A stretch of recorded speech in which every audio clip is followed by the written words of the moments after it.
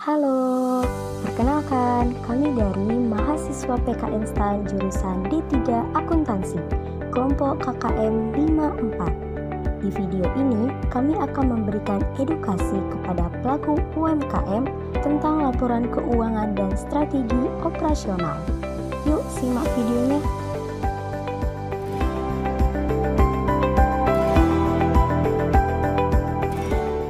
Kondisi UMKM pada masa pandemi COVID-19. UMKM merupakan salah satu pilar ekonomi Indonesia. Namun, semenjak adanya virus COVID-19, perekonomian Indonesia menjadi lesu. Karena banyak orang yang akhirnya enggan untuk keluar dan membelanjakan uangnya. Hal ini sangat berdampak ke UMKM karena penjualan tidak terjadi sehingga UMKM tidak memiliki laba yang dapat digunakan untuk membuat usahanya tetap bertahan. Hal ini juga diperparah karena tidak adanya bantuan suntikan modal dan juga tidak adanya laporan keuangan untuk membantu UMKM membuat strategi perencanaan di masa pandemi COVID-19 ini.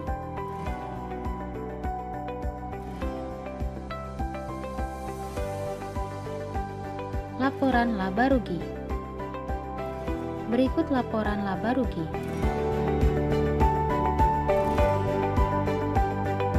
Penjelasan tiap pos laporan laba rugi.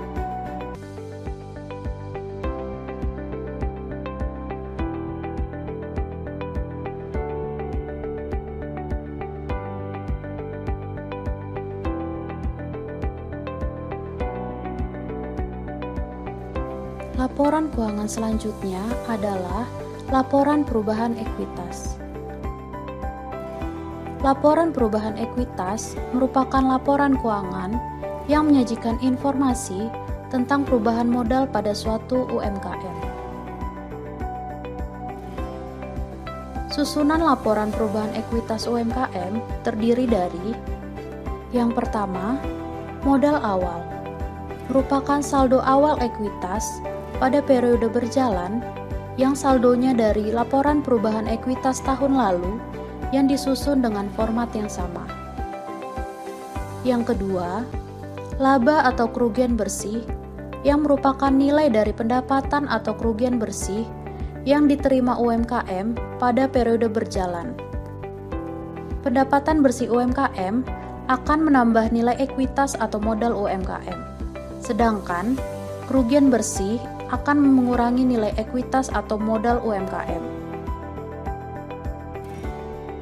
Yang ketiga, pengambilan pribadi atau prive, merupakan pengambilan sejumlah dana atau penarikan kas atau barang yang lain oleh pemilik modal UMKM untuk keperluan pribadi yang akan mengurangi modal atau ekuitas UMKM. Pengambilan tersebut menyebabkan berkurangnya modal pemilik UMKM yang bersangkutan. Yang keempat, modal akhir, merupakan saldo atau ekuitas modal perusahaan pada akhir periode berjalan. Saldo modal akhir ini akan menjadi saldo modal awal pada periode selanjutnya. Berikut ini adalah contoh format laporan perubahan ekuitas. Laporan keuangan selanjutnya adalah laporan posisi keuangan.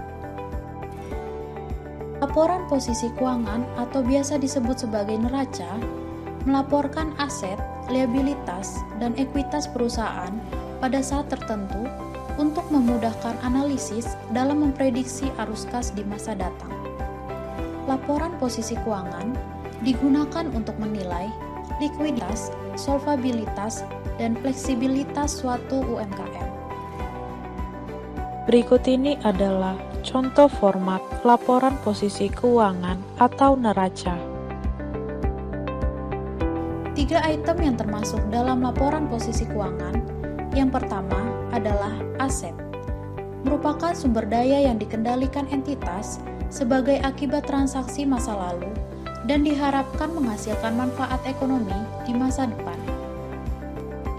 Yang kedua, liabilitas atau kewajiban merupakan kewajiban yang timbul akibat transaksi masa lalu dan penyelesaiannya memerlukan kas keluar. Yang ketiga, ekuitas merupakan sisa aset setelah dikurangi semua kewajibannya. Ekuitas sama dengan aset dikurangi liabilitas. Aset terdiri dari aset tidak lancar dan aset lancar.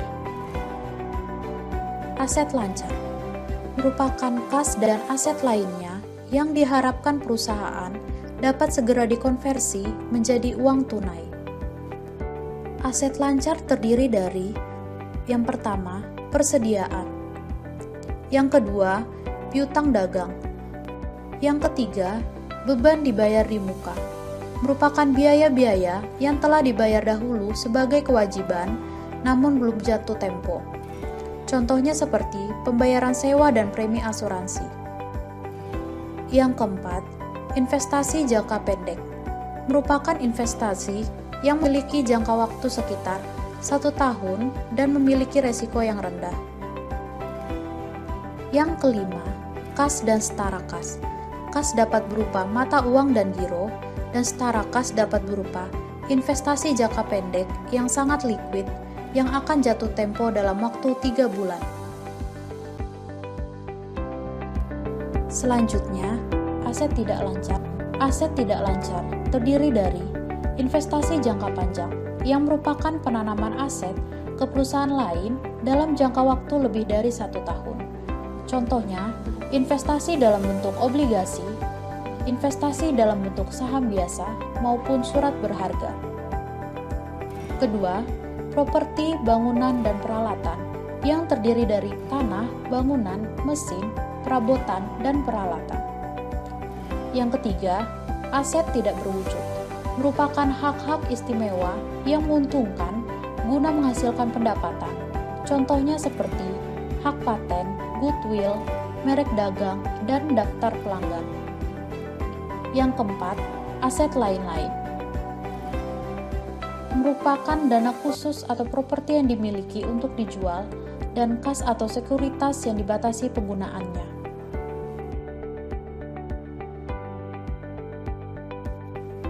Liabilitas terdiri dari liabilitas lancar dan liabilitas tidak lancar.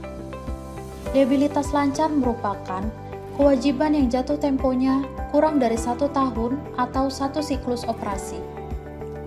Selanjutnya, liabilitas tidak lancar. Liabilitas tidak lancar adalah kewajiban yang jatuh temponya lebih dari 1 tahun atau 1 siklus operasi. Contohnya seperti utang obligasi ataupun wesel bayar. Selanjutnya, ekuitas. Ekuitas merupakan modal atau kekayaan suatu perusahaan. Komponen ekuitas terdiri dari yang pertama, modal saham, yang merupakan saham biasa dan saham preferen. Yang kedua, laba ditahan, yang merupakan pendapatan perusahaan yang tidak terdistribusi. Laporan keuangan selanjutnya adalah laporan arus kas. Tujuan analisis laporan arus kas adalah untuk mengukur ketersediaan kas dari kegiatan operasi guna mengembangkan suatu usaha. Aktivitas dalam laporan arus kas terdiri dari yang pertama, aktivitas operasi, yang kedua, aktivitas investasi, yang ketiga, aktivitas pendanaan atau pembiayaan. Laporan arus kas dapat disusun dengan menggunakan 2 metode. Yang pertama, metode langsung. Metode yang lain adalah metode tidak langsung. Penyusunan metode langsung didasarkan atas konversi item berbasis akrual menjadi berbasis kas sehingga menghasilkan arus kas bersih dari aktivitas operasi. Penyusunan metode tidak langsung menggunakan laba atau rugi bersih dan penyesuaian yakni depresiasi atau amortisasi, laba atau rugi, dan perubahan unsur modal kerja. Dalam praktiknya, perusahaan lebih banyak menggunakan metode tidak langsung. Berikut ini merupakan contoh laporan arus kas, baik menggunakan metode langsung maupun metode tidak langsung.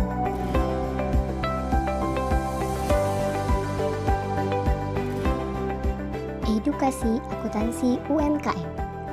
Berikut beberapa prinsip dasar akuntansi. 1. Prinsip entitas ekonomi atau Economic Entity Principle adalah prinsip di mana sistem informasi ekonomi perusahaan harus berdiri sendiri atau tidak boleh mencampurkan laporan keuangan akuntansi antara perusahaan dengan pribadi maupun pihak lain. Selanjutnya, kesinambungan atau going concern adalah prinsip di mana perusahaan dianggap terus beroperasi. Selanjutnya, unit moneter. Maksudnya adalah segala bentuk transaksi harus dinyatakan dalam bentuk yang bisa diukur, misalnya mata uang rupiah. Selanjutnya, periodisitas, yaitu laporan keuangan yang menggambarkan perubahan dalam kesejahteraan perusahaan seharusnya diungkapkan secara periodik. Perhitungan harga pokok penjualan. Penting bagi para pelaku UMKM untuk menentukan harga pokok penjualan yang benar. Ada 3 komponen utama untuk menentukan harga pokok penjualan. 1. Persediaan atau bahan baku. Penggunaan bahan baku dapat dihitung dengan menambahkan saldo awal bahan baku dan pembelian yang dilakukan pada periode tersebut, lalu dikurangi dengan saldo akhir bahan baku. Kedua, upah pekerja.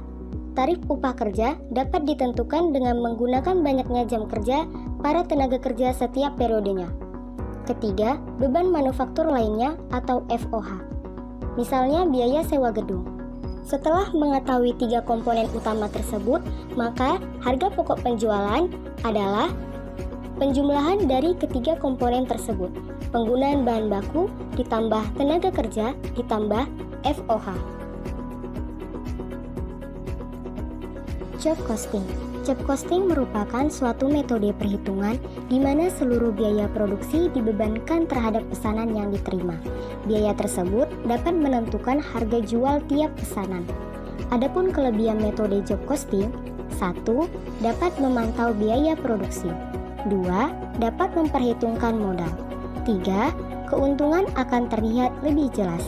4. Mempermudah mengetahui kesalahan. 5. Dapat memodifikasi produk sesuai pesanan. Daftar umur piutang. Bagi pelanggan yang melakukan pembelian dengan kredit, pelaku UMKM dapat membuat daftar umur piutang untuk mengetahui seberapa besar peluang piutang dapat ditagih. Adapun bentuk daftarnya sebagai berikut. Differential Cost Analysis merupakan ilmu untuk menganalisis beberapa pesanan yang dapat menentukan apakah pesanan tersebut dapat diterima atau ditolak. Para pelaku UMKM perlu untuk menganalisis pesanan tersebut terlebih dahulu, yaitu dengan cara membandingkan perbedaan dari total harga jual setelah dikurangi biaya-biaya yang mungkin dikeluarkan saat sebelum pesanan dan saat sesudah ada pesanan baru, di mana jika perbedaan di antara keduanya menghasilkan laba, maka pesanan akan diterima. Namun, jika perbedaan tersebut justru menghasilkan kerugian, maka pesanan ditolak. Berikut contoh tabel yang diperlukan. Standar costing atau standar harga. Sebelum melakukan produksi, pelaku UMKM perlu membuat perkiraan total biaya yang akan dikeluarkan untuk menghasilkan setiap unit yang diproduksi. Sehingga ketika terjadi perbedaan antara harga yang sebenarnya dengan standar harga yang ditentukan, pelaku UMKM dapat mengevaluasi untuk meminimalkan biaya dan mencapai efisiensi biaya produksi. Penggunaan teknologi. Penggunaan teknologi dapat memberikan beberapa manfaat bagi UMKM, antara lain: 1. Dapat mempercepat produksi dengan penggunaan mesin. 2. Dapat mengetahui tren masa kini untuk inovasi produk. 3. Teknologi dapat membantu UMKM dalam menjual produk ke konsumen lebih luas, seperti adanya marketplace atau online shop. Cost Volume Profit Analysis adalah sebuah perhitungan atau alat untuk menganalisis profitabilitas penjualan. Adapun perhitungannya yaitu pendapatan sama dengan biaya variabel ditambah biaya tetap ditambah profit, atau dapat disimbolkan P kali Q sama dengan VC kali Q ditambah biaya tetap ditambah profit. Dengan keterangan P adalah harga jual per unit, Q adalah jumlah unit, VC adalah biaya variabel. Dari perhitungan tersebut, pelaku UMKM dapat mengetahui berapa jumlah unit yang seharusnya dijual untuk menghasilkan target profit. Strategi operasional. Jika UMKM dapat membuat laporan keuangan dengan baik dan benar, maka berikut keuntungan-keuntungan yang akan diperoleh. 1.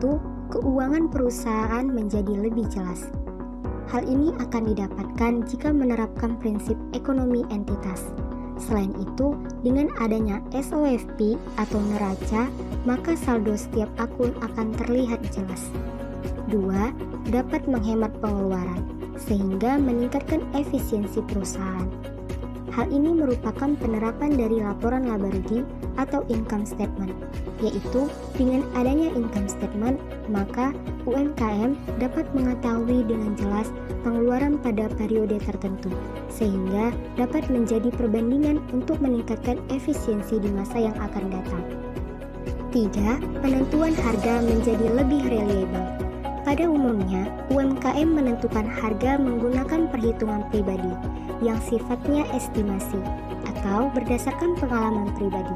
Hal ini menyebabkan adanya ketidakpastian harga. Namun, dengan adanya perhitungan harga pokok produksi pada laporan keuangan, penentuan harga produksi per unit menjadi lebih jelas. 4. Peremajaan aset tetap menjadi lebih terencana. Dengan adanya akumulasi depresiasi dalam SOFP atau neraca, UMKM dapat memperkirakan berapa jumlah biaya yang harus dicadangkan dari kas yang tersedia untuk persiapan membeli peralatan atau aset tetap lainnya. 5. Proses perencanaan dan ekspansi menjadi lebih mudah. Dengan adanya laporan keuangan, proses perencanaan dan ekspansi akan menjadi lebih mudah karena UMKM akan mempunyai data keuangan yang akurat, sehingga akan mudah untuk melakukan kredit ke bank atau UMKM lainnya untuk melakukan ekspansi. Sekian video edukasi dari kami. Semoga pelaku UMKM dapat membuat laporan keuangan ke depannya. Terima kasih ya sudah menonton video ini. Sampai jumpa.